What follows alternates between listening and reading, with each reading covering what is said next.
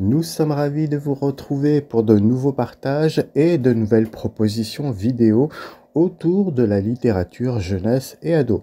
Sur cette chronique de novembre, nous surferons de nouveau sur l'actualité de la ville de Pontoise avec un chouette événement qui courra de la rentrée à la fin novembre. Cela s'appelle l'automne impressionniste. Place donc à la peinture.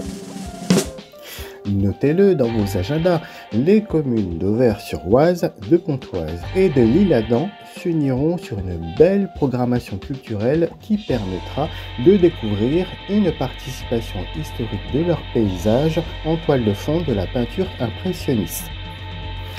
En effet, certaines auront abrité des talents comme Camille Pissarro sur Pontoise, qui auront mis à l'honneur certains décors identifiables de notre beau patrimoine du 95, et ainsi il nous restera un vrai rendez-vous artistique et touristique incontournable dans les musées notamment, à faire profiter aux passionnés et aux curieux et surtout aux plus jeunes.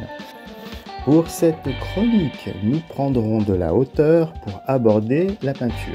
Ici, le choix de 3 albums généralistes de l'art de la peinture pour enfants, de vrais outils de vulgarisation très bien faits qui donneront aux enfants l'impression de comprendre facilement tout en s'amusant dans une aventure. Êtes-vous prêts? C'est parti! Les parents pourront emprunter pas mal de ces titres sur le réseau des bibliothèques de Cergy-Pontoise et commencer à faire entrer tôt leurs petits lecteurs dans des univers artistiques et des époques historiques très différentes qui pourront titiller leur curiosité et même les inspirer pour quelques futurs dessins à accrocher sur le frigo. Le premier, c'est devenu depuis peu une série avec la sortie du second, et c'est un vrai coup de cœur. Le musée d'Iris de Christine Schneider, chez l'éditeur Seuil Jeunesse. Ou comment donner le goût des musées et de l'art aux enfants. Notez ce titre et même le suivant. C'est Iris, l'héroïne, une petite fille rêveuse et espiègle qui s'imaginera visiter un musée imaginaire en compagnie d'un éléphant gris. Oui, ainsi, grand gros gris, comme une figure protectrice et adulte, organisera la visite, reviendra sur les consignes de comportement dans un lieu public pour une enfant et nous régalera d'une présentation d'œuvres illustres, grandes et petites. Grand gros gris, il se mettra à la portée d'Iris, lui expliquant simplement à chaque fois le thème, le genre et l'époque de la peinture, ainsi que la technique. Réalisme, impressionnisme, surréalisme, clair-obscur. À le lire, on comprendra tout, vous verrez. Il sera amusant de retrouver ces œuvres dans d'autres livres et en plus grand, après avoir eu l'explication de Grand gros gris. L'aventure ne sera pas que sérieuse, avec une Iris qui nous fera penser aux petits lecteurs un peu perdus dans les lieux publics remplis d'adultes, curieuses, impatientes, spontanées, agitées et puis fatiguées. Les lecteurs vont rire. L'illustrateur Hervé Pinel mélangera parmi ses illustrations et ses photos un détail étrange chaque fois s'échappant des œuvres, une petite surprise qui nous confortera qu'Iris est bien en train de rêver. Attention, si vous avez aimé le musée d'Iris sur la peinture, il y aura aussi le musée d'Iris sur les sculptures. Et c'est pédagogique, efficacement didactique et passionnant, permettant aux parents d'en profiter autant que les enfants. Deuxième titre de vulgarisation de la peinture et de surcroît très rigolo, son titre Auguste Renard, artiste peintre de l'auteur-illustrateur Patomena chez l'éditeur Palette. À savoir si l'envie vous prendra d'en offrir plus à vos enfants sur le sujet. L'éditeur Palette est un vrai spécialiste de l'art en littérature jeunesse. Notre aventure.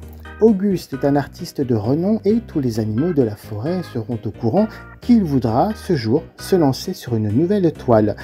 Tous voudront être immortalisés dessus, mais avant que cela ne soit un chef-d'œuvre, il faudra trouver le sujet et son style peut-être aussi. Le renard Auguste s'installera devant le paysage du petit bois et tentera à plusieurs reprises d'en capter la beauté.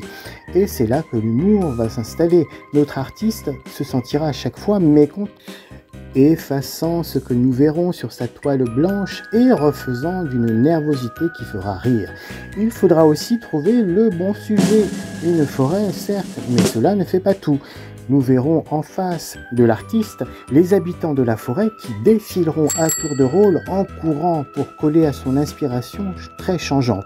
Les animaux de la forêt pour le réalisme et les esprits des bois pour le surréalisme, entre autres. C'est très drôle et cela permettra astucieusement de faire découvrir les genres picturaux aux plus petits avec des mots et des exemples simples. Dernier petit point, certains grands lecteurs l'auront remarqué, l'auteur ponctuera son histoire d'un petit clin d'œil à Auguste Renoir, peintre français impressionniste. Dernier album, ou plutôt documentaire, nous ne serons pas dans un musée cette fois, mais en visite dans les ateliers des artistes, sculpteurs, architectes, peintres, etc. Nous pourrons ainsi imaginer, à partir des illustrations, comment travailler les artistes en observant des outils professionnels accrochés dans les décors et quelques sources d'inspiration rangées sur du mobilier. Un atelier, c'est un lieu de travail, oui, mais c'est aussi un lieu zen, plein d'inspiration, avec des maquettes, des tissus, des livres pour faire des recherches, de grands carnets à dessin pour travailler la forme de son sujet.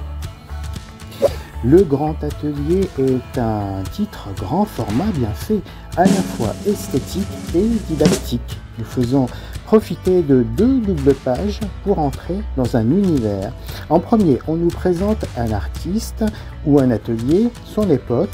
En vis-à-vis, les lecteurs pourront avoir un peu une idée de sa façon de travailler avec la fameuse planche d'outils sur fond blanc.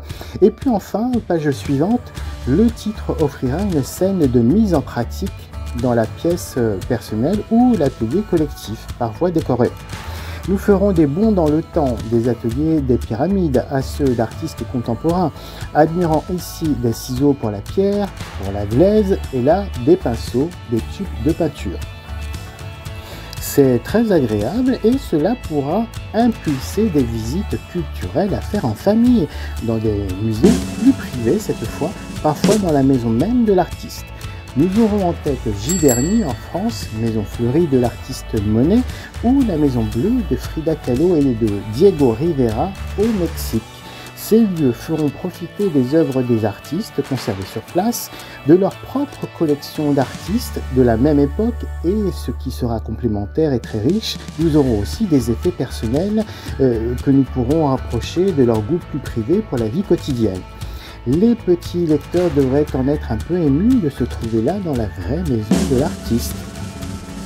Voilà, nous avons vraiment aimé ces 3 titres. Nous espérons vous avoir donné envie de découvrir ces albums pour entrer dans l'art avec les enfants et de profiter des prochains rendez-vous de l'automne impressionniste noté, organisés par les communes de l'Isle-Adam, Auvers et Pontoise. Bonne lecture!